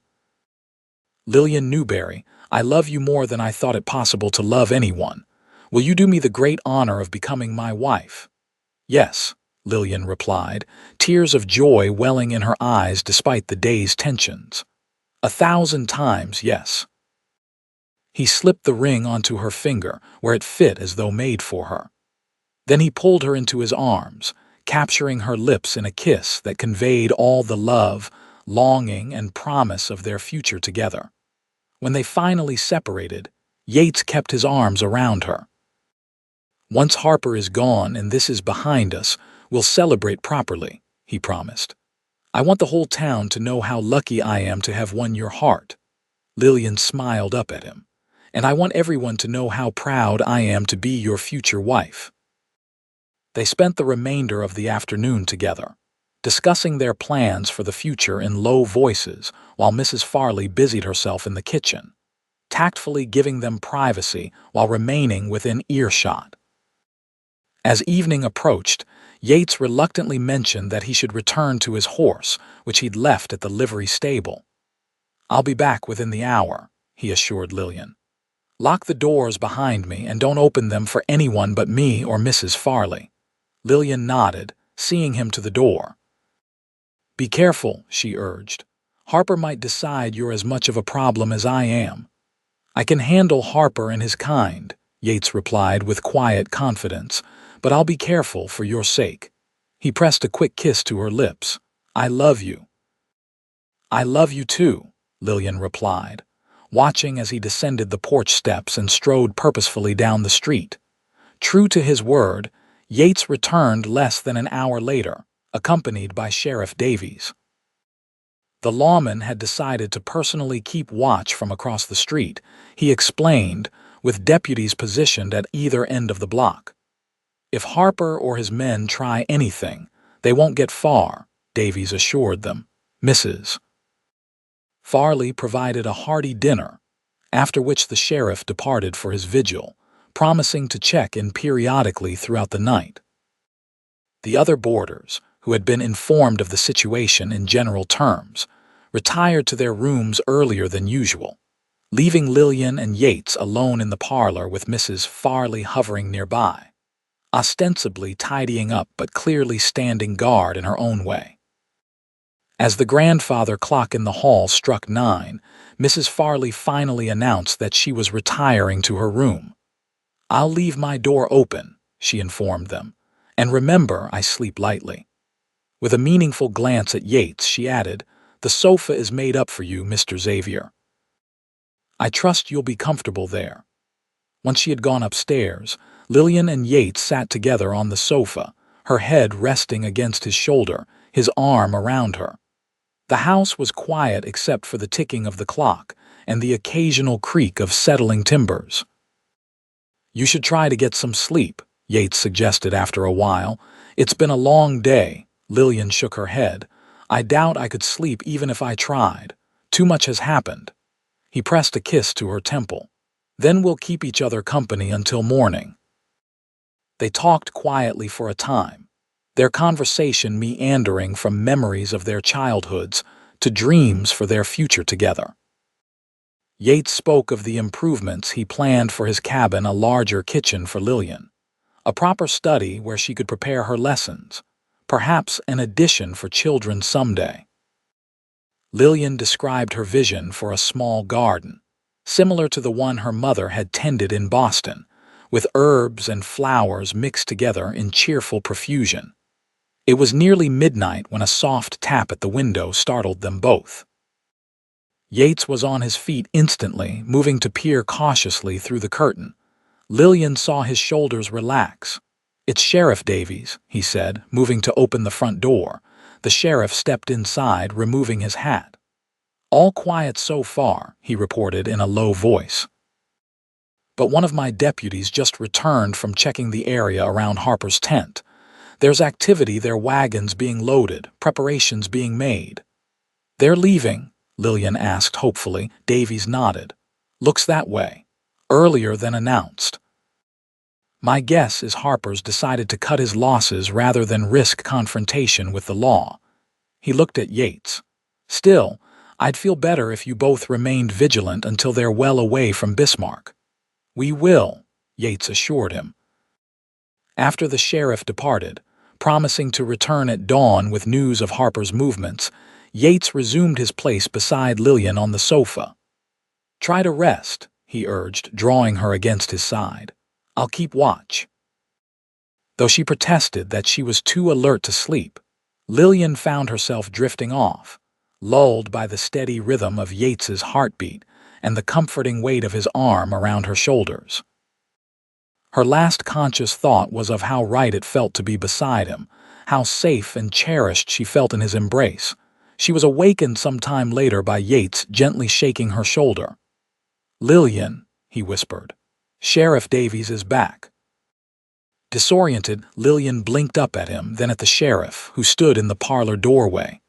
Pale light filtered through the curtains, suggesting dawn had arrived. "They're gone," Davies announced without preamble. Pulled out about an hour ago, heading east. I had deputies watch until they were well away from town. He smiled, the expression softening his weathered features. You're safe, Miss Newberry. Harper won't be troubling you again. Relief washed over Lillian. Thank you, Sheriff, she said sincerely, for everything. Davies nodded, touching the brim of his hat. Just doing my job, madam. With a knowing glance between her and Yates, he added, and I believe congratulations might be in order. Mrs. Farley mentioned something about an engagement when she brought me coffee at dawn. Lillian blushed while Yates's arm tightened around her shoulders. Yes, Yates confirmed, a note of pride in his voice. Miss Newberry has done me the honor of agreeing to become my wife. Well, that's fine news indeed, Davies said warmly. Bismarck will be gaining a fine couple. After the sheriff departed, Yates turned to Lillian, his expression lightening for the first time since Reed's warning. It's over, he said, taking her hands in his. Harper's gone and we can focus on our future. Our future, Lillian echoed, savoring the words. It sounds wonderful. Yates smiled, the expression transforming his face. It does, doesn't it? And speaking of the future, he glanced toward the kitchen where they could hear Mrs. Farley beginning her morning routine. I should speak with her about our plans. And then perhaps we could visit Reverend Thompson about setting a date for the wedding. Lillian's heart leapt at the prospect. Yes, I'd like that very much, Mrs. Farley, when informed of their intentions, was delighted, insisting on preparing a special breakfast to celebrate both their engagement and Harper's departure. By mid-morning, word had spread throughout Bismarck about both events, with many townspeople stopping by the boarding house to offer congratulations and express relief that Harper's show had left without further incident. In the days that followed, Lillian and Yates settled into a new rhythm. He rode into town more frequently, often staying at the boarding house overnight, so they could spend evenings together planning their wedding and their life after. They decided on a December wedding, just before Christmas, which would allow time for Yates to complete the planned additions to his cabin and for Lillian to finish the school term. News of Harper's activities after leaving Bismarck reached them a week later when Sheriff Davies stopped by the schoolhouse one afternoon. Thought you'd want to know, he told Lillian and Yates, who had come to escort her home. Harper's show ran into trouble in Jamestown.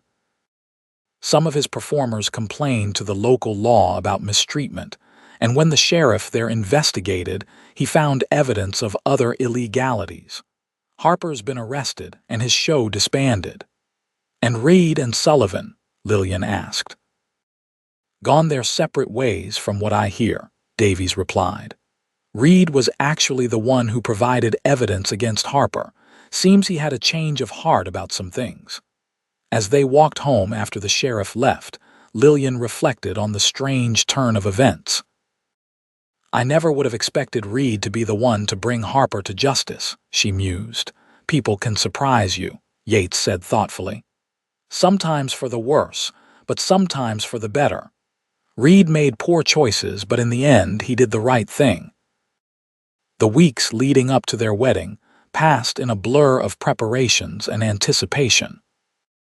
Yates threw himself into expanding his cabin, adding a proper kitchen and a small study for Lillian, while she divided her time between teaching and working with Miss Thornton on her wedding dress, a simple but elegant creation of ivory satin with lace accents.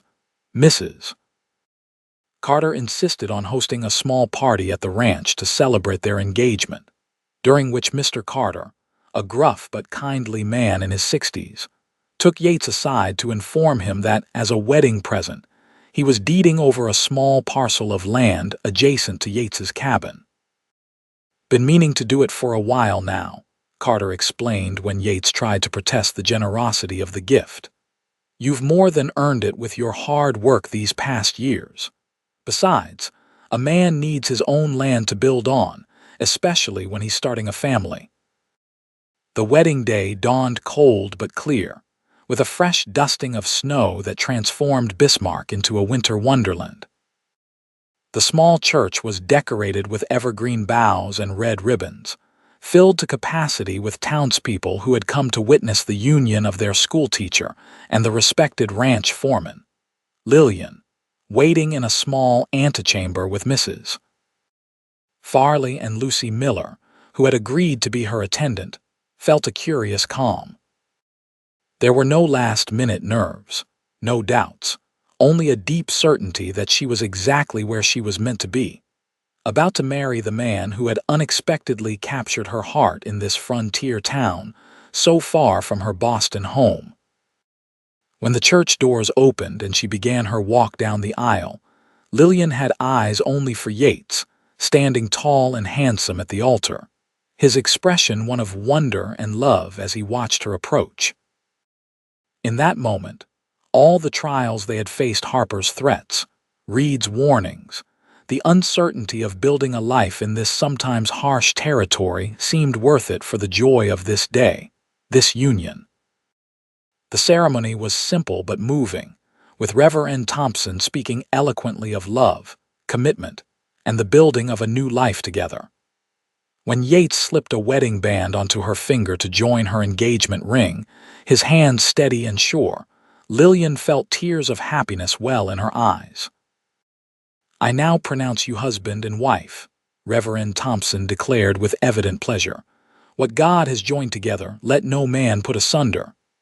Yates's kiss was tender, reverent, a promise of all that was to come.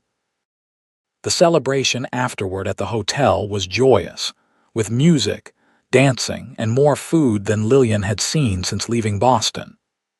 Everyone in town seemed to have contributed something to the feast: Mrs. Farley's famous apple tarts, Mrs.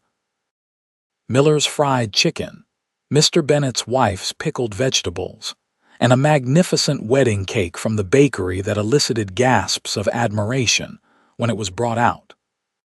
As the evening progressed, Lillian found herself drawn into conversation after conversation, accepting congratulations and well wishes from what seemed like the entire population of Bismarck. Through it all, Yates remained at her side, his hand often finding hers, his smile warming her more effectively than the roaring fire in the hotel's large hearth. "Are you happy, Mrs. Xavier?"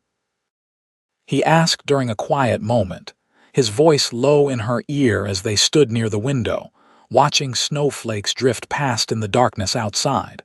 "Completely," Lillian replied, leaning into his embrace. "And you, Mr. Xavier?" "More than I ever thought possible," he assured her, pressing a kiss to her temple. "And I intend to spend the rest of my life ensuring your happiness." "As I will yours," she promised. They spent their wedding night at the Bismarck Hotel in the finest suite, a gift from Mr. and Mrs. Carter.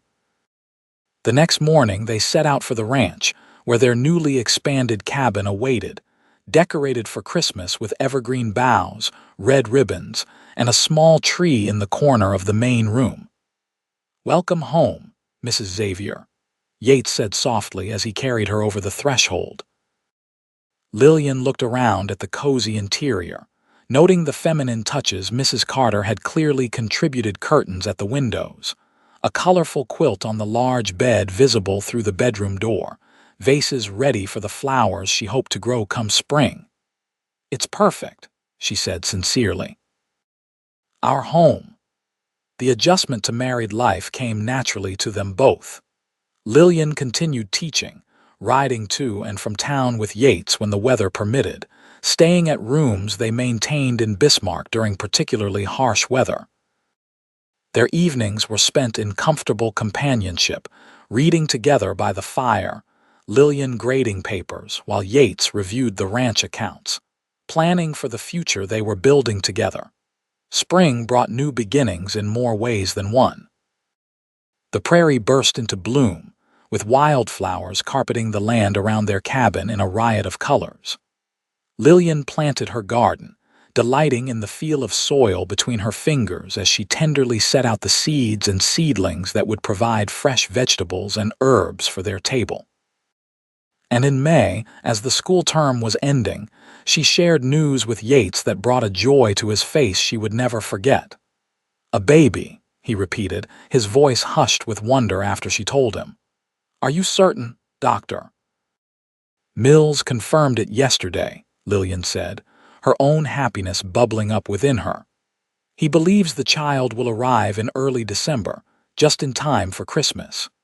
Yates gathered her in his arms, his touch gentle as though she were made of the finest porcelain. "A family," he whispered against her hair. "Our family." The months that followed were filled with preparations, Yates adding a small nursery adjoining their bedroom, Lillian sewing tiny garments with Lucy Miller's assistance, both of them discussing names late into the night as they lay together in their bed, Yates's hand resting protectively over Lillian's growing belly. Lillian had agreed to teach until November, with Lucy Miller trained to take over her duties for the remainder of the term and potentially beyond. Depending on how quickly, Lillian wished to return to teaching after the baby's arrival. On a crisp December morning, with snow once again blanketing the landscape around their cabin, Lillian went into labor. Yates rode for Dr. Mills and Mrs. Carter, then returned to his wife's side, his strong presence a comfort through the long hours that followed. Just after midnight, as December 14th, 1879, began, their son was born a robust, healthy boy with a tuft of dark hair and eyes that would eventually prove to be as blue as his father's. "He's perfect," Yates whispered, cradling the infant with a tenderness that brought tears to Lillian's eyes. "Absolutely perfect." They named him Thomas William Xavier, after both their fathers, a bridge between the past they had lost and the future they were building together.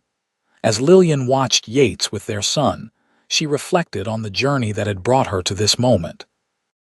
From the grief-stricken young woman who had stepped off a stagecoach in Bismarck just over a year ago, seeking only a new beginning, to this a wife, a mother, a woman who had found not just purpose but profound happiness in this frontier town. And it had all begun with a chance encounter outside a saloon, with two men trying to force her onto a stage and a cowboy who had pulled her back and said simply, "She's not going. What are you thinking about?" Yates asked, catching her reflective expression as he placed their sleeping son in the cradle beside their bed. "About how we met," Lillian replied with a smile. "About how differently things might have turned out if you hadn't been there that day." Yates returned to her side, taking her hand in his. "I think we were meant to find each other, Lillian. Whatever path we took to get here, this you, me, our son, this was always our destination." As he leaned down to kiss her, Lillian knew in her heart that he was right. Their story had begun with an act of protection, of courage, but it had grown into something far more profound, a love that had healed old wounds, bridged differences, and created a future neither of them could have imagined when they first met on that dusty Bismarck street. Outside, snow continued to fall, blanketing their small homestead in pristine white, while inside, the Xavier family, Yates, Lillian, and little Thomas, were wrapped in the warmth of a love that had found its way to them against all odds in the wild Dakota frontier.